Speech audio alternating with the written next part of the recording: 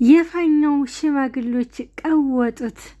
ፋኛው ሚስቱ በቅርቡ እንደሚያገባ ተናገረ። ሀኒቾ በደስታ ደስ አላት። እኔ በየሄድኩበት ስሄድ ብቻህን አንተ በማግባትህ በጣም ደስተኛ ነኝ ብላ ጨፈረች። ፋኛው ግን ተቀብላ ይሆን አልተቀበለችም የሚለው ነገር ስላሳሰበው ቁጭ በሉ አላቸው። አንተም እንደዚህ እንዳልከው ነበር እሷም ያለችን አሉት። በመጨረሻም እሽ ብላ ተቀብላለች። ለሰርጉ እንቀውጠዋለን አለ ተምቹ። የሀኒቾ አፍቃሪ ከደሴ ድረስ አዲስ አበባ የመጣው ሀኒቾን ፈልጎ እንደሆነ ሀና የምታውቀው ነገር የለም። ተምቹ አንቺን ፈልጎ ነው እዚህ ድረስ የመጣው።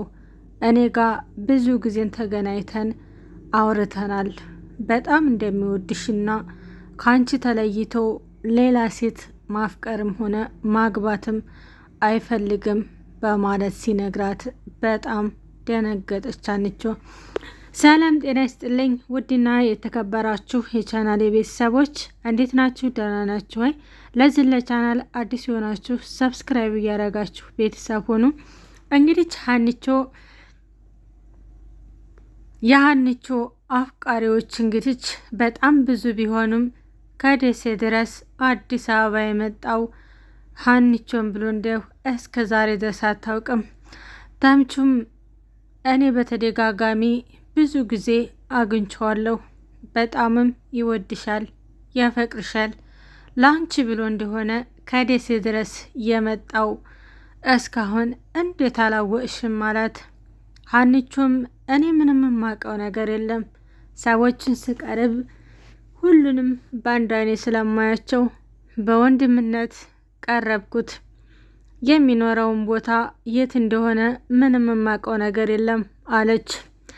ተምቹም በጣም እንደሚወዳትና እንደሚያፈቅራት መናገር ፈርቶ እንጂ በጣም እወዳን ነበር። ግን ደግሞ የሀኒቾ አፍቃሪዎች በጣም ብዙ ናቸው። በወንድምነት ቀርቢያት ዛሬ ላይ አፈቅርሻለሁ ብላት ሌላ ነገር ነው የሚሆነው። ስለዚህ ሀኒቾ በጣም ይወድሻል፣ ማጣት አንቺን አይፈልግም። ስለዚህ ምንም ነገር የምናወራው ነገር የለም አላት። ሀኒቾም በጣም ደነገጠች። ምክንያቱም ከደሴ ድረስ አዲስ አበባ የመጣበትን ምክንያት አላወቀችም ነበረ። ተምቹም የሄዱበት ሽምግልና በጣም ደስ የሚል አቀባበል ተደርጎላቸው ነበር። ምክንያቱም ሀኒቾ አባቴ ብቻው ሆነ እያለች እስራ በታ በጣም ትጨናነቅ ነበር። አሁን ላይ ግን አባቷ ሊያገባላት ስለሆነ በጣም ደስ አላት። በጣም ደስ የሚልና የማዝናና የሽምግልና ጊዜ ነበር። ወደ ሀኒቾም ሲመጡ ሀኒቾ ቡና የተለያዩ ነገሮችን አቅርባ ድምቅ አርጋ ጠበቀቻቸው። ዛሬ ቡና የተፈላው ግን ለምንድን ነው? እኔ እኮ ቡና አልወድም አለ ፋኛው። ለሽማግሎቹ ነው፣ ለሽማግሎቹ ቡና ስለሚፈልጉ ለሳቸው ነው ያፈላሁት በማለት ተናገረች። ሽማግሎቹ መጡ። በጣም ደስ የሚል ቆይታ ነበራቸው። እየጨፈሩና እንዲሁም ደግሞ ሀኒቾን በጣም ደስ አስባሏት።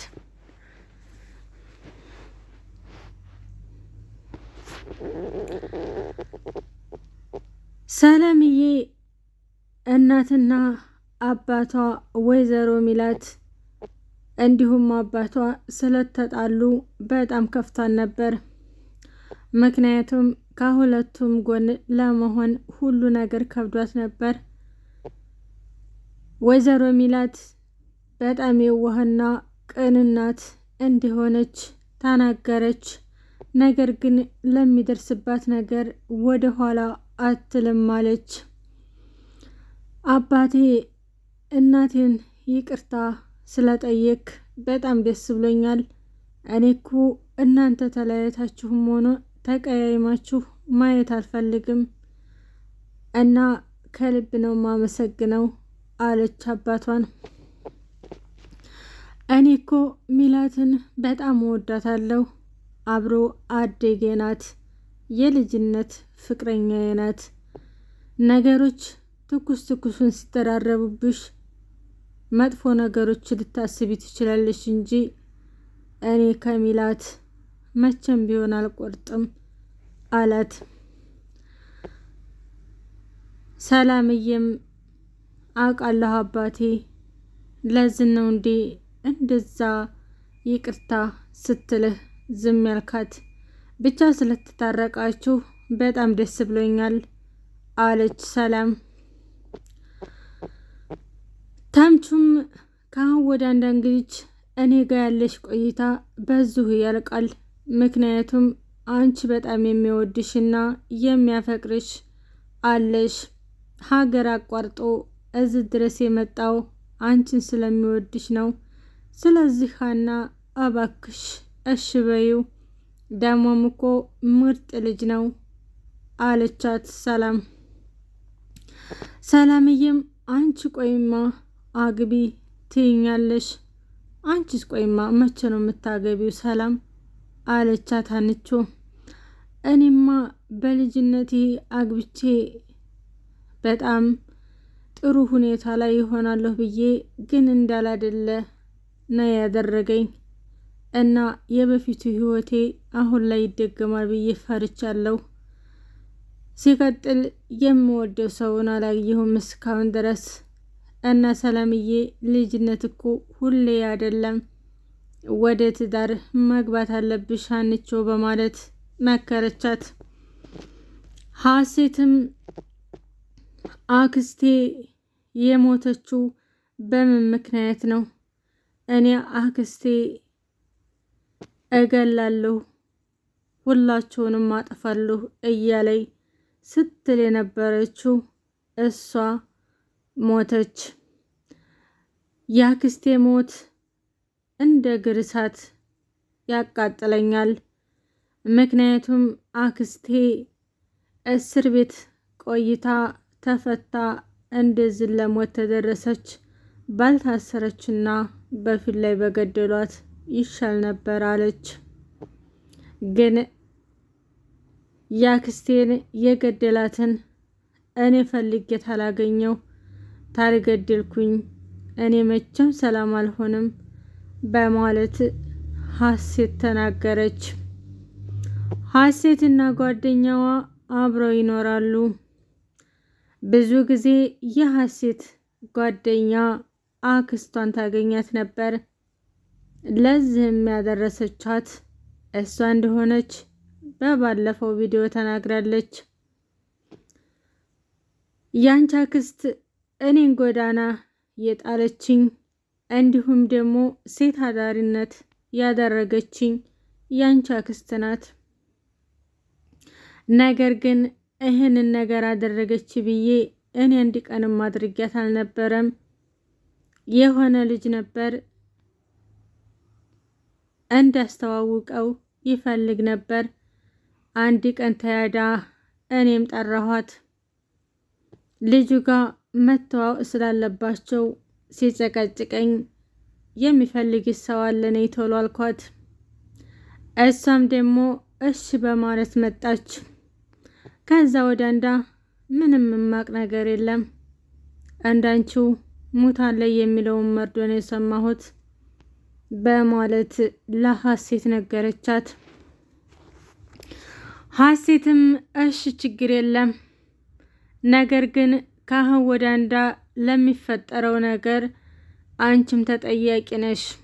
አክስቴን የገደላትን ያንቺም እጅ አለበት በማለት እስከ ዛሬ ተጎኗ የሆነችዋን አስቀየመቻት።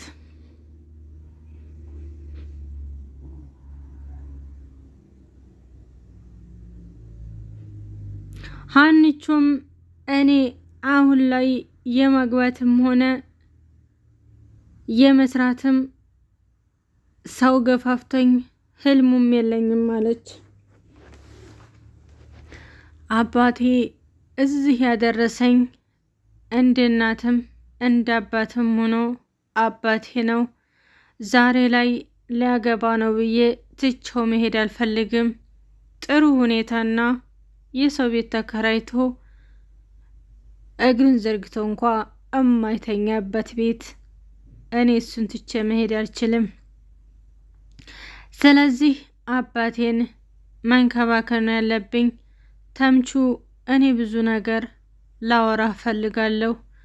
እሺ ብለህ እንድታዳምጠኝ እፈልጋለሁ አለችው። ተምቹም ደግሞ ጊዜ አልሰጣትም ነበር። ምክንያቱም የሚወዳትና የሚያፈቅራት ልጅ ስላለ እኔ አፈቅርልሻለሁ ለማለት ራስ ወዳድነት ነው። በቀጣይ ቪዲዮ እስከምንመጣ ድረስ